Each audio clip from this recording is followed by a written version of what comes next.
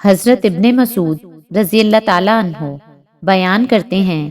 گویا میں رسول اللہ صلی اللہ علیہ وآلہ وسلم کو دیکھ رہا ہوں کہ آپ انبیاء علیہ السلام میں سے ایک نبی کا واقعہ بیان کر رہے ہیں۔ ان کی قوم نے انہیں مارا اور لہو لہان کر دیا، اور وہ اپنے چہرے سے خون صاف کر رہے ہیں اور فرما رہے ہیں، اے اللہ میری قوم کی مغفرت فرما، کیونکہ وہ شعور نہیں رکھتے۔ حضرت ابو ہریرہ رضی اللہ تعالیٰ عنہ بیان کرتے ہیں، رسول اللہ صلی اللہ علیہ وآلہ وسلم نے فرمایا،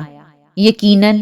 اللہ تمہاری صورتوں اور اموال کو نہیں دیکھتا، بلکہ وہ تمہارے دلوں اور اعمال کو دیکھتا ہے۔ حضرت جندب رضی اللہ تعالیٰ عنہ بیان کرتے ہیں، رسول اللہ صلی اللہ علیہ وآلہ وسلم نے فرمایا، جو شخص شہرت کی خاطر کوئی عمل کرتا ہے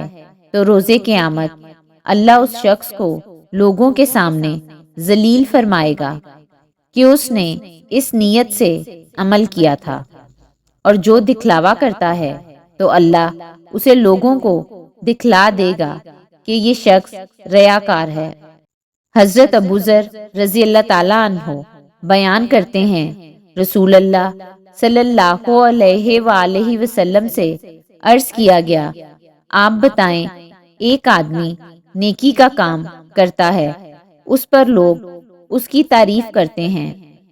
ایک دوسری روایت میں ہے، اس پر لوگ اسے پسند کرتے ہیں، اس کا کیا حکم ہے؟ آپ صلی اللہ علیہ وآلہ وسلم نے فرمایا، یہ مومن کے لیے پیش کی بشارت ہے۔